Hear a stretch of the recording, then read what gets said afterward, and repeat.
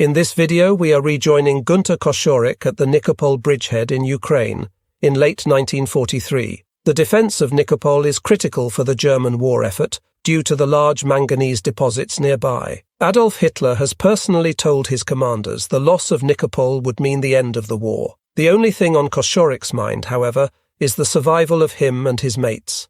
Let us begin. Today is different. There is no more peace. Immediately after I wake up, a rolling barrage starts, but as it continues it gets louder and louder. It's the long-awaited major Russian assault. Will the troops in the trenches on the main battle line be able to hold the enemy back? No. He breaks through our lines and immediately thereafter the alarm is given. As we sit in the vehicles, Katya, the local village girl who hosts us, comes to us and says her goodbyes. She has tears in her eyes. Does she sense something? This engagement will be one of our heaviest yet, with very many dead and wounded. It's a good thing we don't know about this beforehand. Katya follows our vehicle for quite a distance, and as we start to pick up speed, she waves to us until we disappear round a bend. The vehicles drive to the village exit, and then take cover in a natural hollow in the terrain. The noise of combat in front of us gets louder and louder. We jump down from our vehicles and await the order to engage. Then, suddenly, several T-34s appear in front of us. They are only a few hundred meters away, on top of a ridge, and are firing into the village. Word spreads like wildfire that the enemy has broken through the infantry lines and sections of the mountain infantry, and have apparently rolled over the artillery position in the gorge a few kilometers from the village. The Russian troops that are now pouring through the breach in the line are already moving out the German prisoners. Behind us, our assault guns and tanks drive into position, and an aggressive exchange begins between them and the T-34s. The T-34s make very good targets, sitting as they do on the snow-covered high ground. Before long, we have taken out over 20 of them, with only 2 losses on our side. The rest of the T-34s seek safety. Towards noon, we, the Panzergrenadier, go into action. We have to cross open country without any cover. The enemy has been waiting for this, and he greets us with a furious bombardment using all his heavy weapons. All hell breaks loose around us, and a tumultuous inferno of violence and unceasing destruction comes pouring down. A score of combat aircraft swarm over our heads, raining bombs on us and our tanks. The tanks rapidly make smoke to avoid being seen. In the meantime, we are lying flat on the ground without any cover, wishing that we were moles so that we could crawl to safety. The ground beneath us shakes with the impacts and explosions. All around us we hear painful cries from the wounded calling out for the medics. We run forward through the thundering hell with only one thought in mind, to somehow find some kind of cover there in front of us. Even though we make it through the artillery crossfire, death waits for us 1,000 times over. The Russian machine gunners hammer away at us with all barrels, and the enemy anti-tank weapons and divisional artillery fire at our every movement. Bursts of hot bullets swish by me and tear up the thin snow cover around. I can feel a hot burning on my skin and throw myself on the ground again. Unfortunately, I hit my chin on the steel jacket of my machine gun, which I have allowed to slide off my shoulder when I hit the ground. For seconds I am knocked out, but I jump up again and bound over towards my right, where I have seen a flat, snow-covered hedge. The bullets are fizzing into the ground. For seconds I am reminded how many times over the last few weeks I have sped through the enemy's rain of fire. Up till now I have been lucky, and have, with God's help, always come through. Will I manage it this time? I do now what I have always done. I run, bent double, driven on by fear that I'll be hit any moment. My body seems as if it's electrically charged, and I feel hot waves running down my back. Sweat pours from my forehead down into my eyes, making them sting. Every now and then I throw myself flat onto the ground and stick my head in between my shoulders like a tortoise. Thinking that a hit low down in my body would not cost me my life, I prefer to cover the distance to the hedge, crawling flat on my stomach, feet first. But I jump up again and run on, the machine gun on my shoulder. It seems like an eternity has passed before my assistant and I reach the hedge. Finally we get there and find a little bit of cover. On the churned-up field behind us, the wounded are whimpering, for they can no longer run. They lie amongst the many dead bodies and roll over in pools of blood, often in their death throes. Less than 10 paces behind me I can see Willi Kraus lying in a pool of blood. Willi is dead, and still has the gun mounting from Fritz Harman tied to his back. Beside me lies a young Panzergrenadier from the group belonging to Dreyer. He is bleeding from his head and is trying to reach the mounting. He can't reach it. I see him hit by a burst of machine gun fire, and his bullet-riddled body just collapses. Paul Adam, who has also seen it, lies next to me and coughs from wheezing lungs. His eyes flicker. He had untied his mounting during the run and carried it in his right hand, so as to present the enemy with a more difficult target. Behind us, an armoured personnel carrier tries to collect the wounded. Further along the hedge, the Russians are lying in trenches. Machine guns from the light platoons are now firing from the flank into them. Our attack goes on. Our tanks and assault guns advance along a broad front and fire into the Soviet positions. Then the Russian artillery begins to open up again. This time the shells land between us but also on the Russian lines. The Russians hurriedly fire green flares, and the next rounds land only in the area between us. Hurry! Fire green tracers!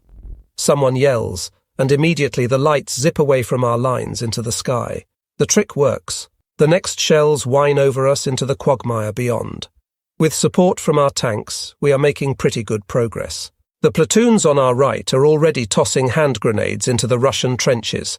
I've inserted a fresh magazine in my machine gun, and am now storming forward with the others towards the trenches. The Russians are surprised and disorganized. Some of them start to jump out of the trenches and run towards their rear without their rifles. 2 of them are still standing behind a heavy machine gun and firing. Still at full pelt, I empty my magazine at the pair of them and hit them. Then I slip on the ice on the rim of the trench and dive headlong into it. A shining metal point glints in front me, and I feel a rip on my right cheek. I hold my machine gun in my right hand, and am about to get up just as the Russian in front of me is about to run his bayonet through me. At that moment he crumples from a burst of fire. Fritz Koshinsky is standing on the edge of the trench with his submachine gun, but before he can join me in the trench, he too buckles and sinks to the ground. I grab hold of his camouflage suit and someone helps me pull him into the trench. He moans and grimaces in pain. The other man is a really young medic, his face as white as a sheet. He mumbles something and we both stare at the blood-soaked spot on the Fritz Koshinsky's white camouflage battle dress. The medic wants to turn him a little bit on his side, but Fritz presses both hands on his stomach and groans. "Just leave me. It hurts." The medic nods. "Shot in the stomach," he remarks. Fritz tries to support himself. I can already feel it running into my stomach. I want to give him some encouragement and mutter something about sewing him up. Then I give him my hand and say, "Until then, Fritz. We didn't have much time. Good thing you got him." He nods and tries to smile. The fact is, Fritz Koshinsky saved my life. Another time it will be someone else, and I'll save others in turn. That is the way of things at the front. Everyone tries as best as he can to save his own life, as well as those of his mates. No one talks about it much. It is the natural thing to do. The attack continues. The enemy trenches are still not all rolled up. I run after the others until I catch up with Paul Adam, who is the last of them. He turns around and says with a worried look, "Good God, you are bleeding like a pig. Where did you get that?" For the first time I notice that blood from my cheek is running down my neck. However, I can't feel any pain. Then Waldemar Krekel squeezes through the narrow trench and wipes my cheek with some bandage. "Lucky for you, it's only a surface wound," says Waldy, and covers the cut with a plaster. When I tell him his good friend Fritz has been shot in the stomach, he is shaken and says, "Stomach wounds are very bad. I only hope that Fritz didn't fill his belly before he was hit."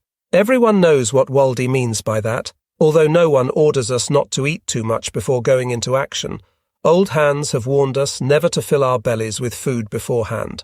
If you get shot in the stomach and it is empty, you have a much better chance of surviving than if it's full. No one knows for sure whether it's true, but it sounds plausible. Many soldiers, including me, follow this advice. Others can't help themselves and just have to eat. More to the point, they can't resist tucking into their cold rations when they arrive, even just before going into action. Some eat during the drive up to the jump-off point, with comments such as, "What's gone is gone," and "I can't leave good food behind for Ivan to eat." I get the impression that many of the men who speak in this way do so to calm their nerves, from which all of us suffer just before combat. Fervently hoping that Fritz Koshinsky will survive his stomach wound, we press onwards in the narrow trench. At one point, there are so many dead Russian soldiers lying on top of each other that we can crawl over them only with difficulty. Poor devils, most of them have faces as young as ours. They were our enemy and they wanted to kill us? Now they can harm us no more and are lying still and silent, like many of our comrades on the snow-covered fields behind us. The only difference is the uniform, and perhaps they are not, as are our dead, given a wooden cross on their graves in Dnyeprovka, but when time permits are buried in a mass grave and incinerated by our rear echelon troops when we have successfully ejected the enemy from his assembly area. During darkness, we withdraw a short distance and occupy a new line. We're pleased that there are defensive positions all over the place and also shelter from tanks. Digging out new positions in the frozen ground would call for a back-breaking effort. Even now, the sweat is pouring from us as we break up blocks of deep frozen earth to camouflage our machine gun in its new firing position. During the night, we can hear the enemy return and start to dig himself in out there in front of us. We can clearly hear him using picks and other tools to break the ground up. He stops work only when we send a mortar round or two across. Since the Russians are so busy digging in, we are spared further close combat, and so our fresh supplies of food and ammunition arrive unhindered. From the drivers, we hear the bad news about the number of dead and wounded this attack has cost us. Apart from the loss of the commander of the 2nd Battalion, we are told that our former squadron chef and current commander of the 1st Battalion has also been wounded, as have 2 other officers from the battalion and a senior doctor. The old man is also supposed to have taken a hit in the left arm. The leadership of our squadron is now reported to have been turned over to a lieutenant whom nobody knows. It's said that our squadron has suffered 7 dead and 21 wounded, among them Willi Kraus and the young Panzer Grenadier Hanke, who comes from our heavy weapons section. 2 more wounded soldiers are added to the total, and they've only been with us for a couple of days. The mortar section report 4 wounded. The 2nd Squadron is supposed to have suffered particularly heavy casualties. It now has only 19 men, with many wounded and 12 dead. This has been a very bad day, and it does not pass unnoticed. It tempers all the feelings of confidence I have, which, as a winner, you often experience when I think of the high price we have had to pay. The 20th of December. Paul, Adam and I work all night to improve our defences, and as a result can keep ourselves warm. The frost got more severe during the night, and we were given a blanket to help. As dawn breaks, there's no sign of the enemy. The Russians are masters of camouflage. After an hour or so, the clouds thicken and it begins to snow. This is fine from our point of view, since the snow covers everything with its white sheet and therefore camouflages our position. Paul, forever peering through the telescopic sight, spots a couple of mounds of snow in the distance, under which we suspect the enemy is hiding. However, the Russians are keeping quiet. Towards noon, we are subjected to intensive mortar fire, and shortly afterwards, on our right flank, there is some close-range shooting. We can also hear tank and anti-tank guns, but all is quiet directly to our front. After nightfall, we can again hear the picks and shovels at work, and the noise lasts well into the night. The enemy is reinforcing his jump-off positions, and he will again try to throw us out of the MBL. Orders from the regiment are that we stay in our holes until the danger has passed, and the infantry and mountain troops will take over the positions again. Fat chance. The 21st of December. The day begins with poor visibility, but it doesn't snow. During the night we were supplied with straw, which helps to insulate the frozen ground and keeps the feet a bit warmer. The enemy is firing continuously with his mortars and machine guns. We can't raise our heads, so we keep quiet and don't give him the advantage of discovering our positions, assuming he doesn't attack. In the evening it's quiet again. Waldy and Dreyer come and see us.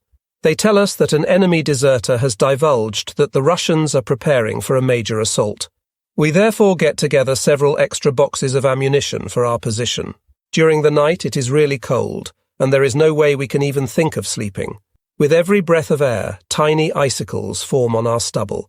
I suggest digging out a tunnel at the narrow end of our trench, knee-height, so that we can crawl into it for sleeping. Paul is delighted with the idea, and so we make a start. After digging straight into the bank for about half a metre, we excavate at a right angle so as to protect us from splinters. The frozen walls give us additional protection against being crushed. And the 22nd to 23rd of December. The front has been quiet, and we are asking ourselves if the Soviets are going to be as tolerant over Christmas. It would be nice, but we don't trust them. We are told that the spies has prepared something special for us at the front line. We hope the Russians won't disturb us on Holy Night. The 24th of December. It's been freezing cold again during the night, with a heavy frost, but we didn't notice this in our sleeping tunnel. I covered myself with a blanket and the ground sheet, and between shifts I slept really solidly. Soon the mortar rounds are whining in over us. The Russians are again trying to surprise us with sudden shelling, and sometimes they unfortunately manage to catch us in the open. As I hear the rush in the air overhead, I prick my ears like a fox and listen intently to the sounds. My ears are so well attuned that every type of noise along the front is picked up. In front of me nothing has changed, only the mortars continuing to fire at our positions for another half an hour. When it's all quiet, Gefreiter Plischke, whom we all know as the Professor, because we respect him for his knowledge from the other heavy weapons section, runs up excitedly and tells me that sadly Stabsgefreiter Dreyer has been killed by a direct hit from a mortar round. 2 young Panzergrenadier were also killed. He has also learned from a medic that Fritz Koschinski died from his stomach wound while at the main dressing station. This is bad news, reminding us how near death is all around us. Much to our surprise, the day passes without an attack. The clouds are low, and now and again it snows.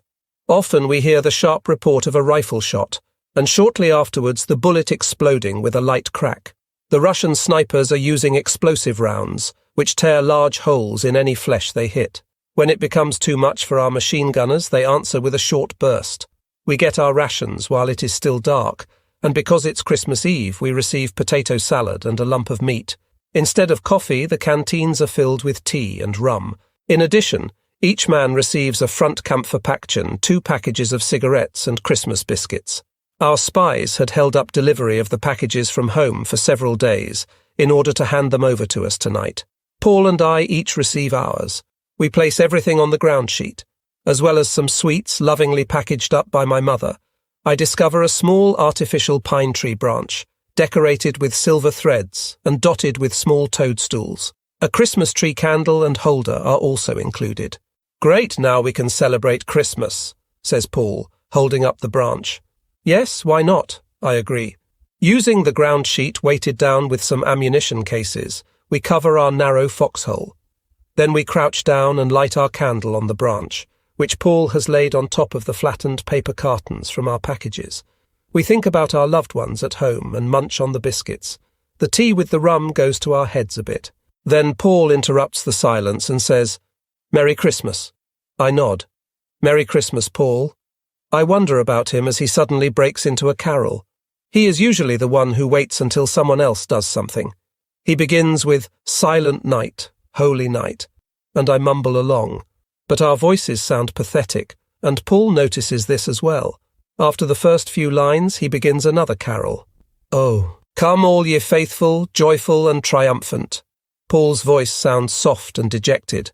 Then he stops in the middle and shrugs his shoulders. It doesn't work. I understand what he means. It is not the best moment to sing Christmas carols.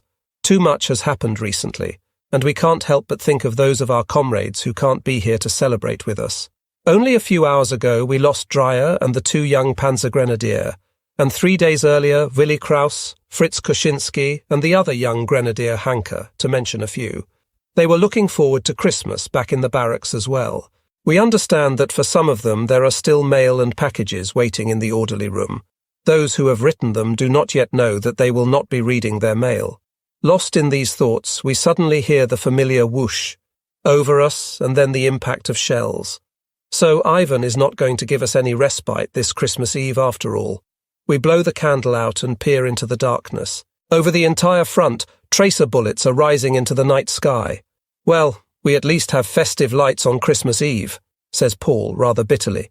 Still nothing moves in front of us, but then we hear the unique noise of incoming rockets. "Stalin Orgeln!" yells a soldier from our light platoon. We duck down into our tunnel in the ground, and the next minute we hear an explosion, and a piece of rocket shrapnel hits one of our ammunition crates and tumbles into our foxhole. The Russians play their organ twice more before it becomes quiet again. The 25th of December. At 8 in the morning, the Russian drum roll breaks loose over us like a devastating hurricane. We crawl into our tunnel and come up only now and then to check the conditions in front of us. We're ready to defend ourselves, But we know that this will begin only after the enemy has advanced so far that our defensive fire can be effectively directed. Even though I have experienced enemy barrage fire with heavy weapons several times before, I can't help but get anxious all over again. The endless waiting makes me nervous and restless. I know that the barrage will lift sooner or later, and only then will the actual fighting begin. However, until that happens, 1,000 thoughts swirl around in my head. With these thoughts come memories of earlier engagements. Images appear before my eyes, and I see again the despair and the disaster at Richoff, on the Don bitter experiences which I thought I'd long forgotten, but which now stand again before me. Again I am seized by terror as I was at that time, and I pray quietly and fervently that I will again come through this attack without injury. The grueling shelling lasts nearly 2 hours. Then someone yells loudly, "They're coming!" Finally, I take a deep breath, but I am uneasy because I know that again, some will not survive this battle. It is, however, also my freedom from the grinding barrage, which I'm unable to ignore by willpower alone.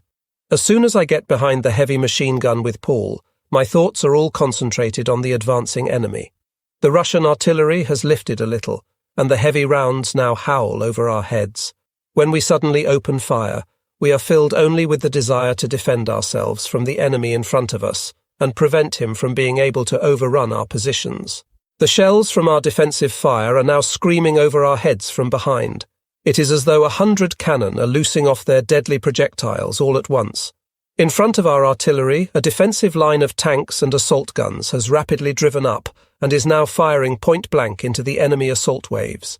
The enemy does not have a chance to come even close to our defensive positions.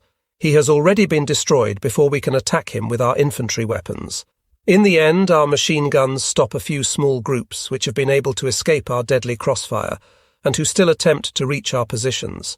During the evening, we learn that our shells have been fitted with impact fuses, which cause the rounds to burst on striking the target and with their anti-personnel splinter charges cause havoc amongst troops. This results in a terrible massacre for the enemy, and we couldn't help but feel a certain satisfaction.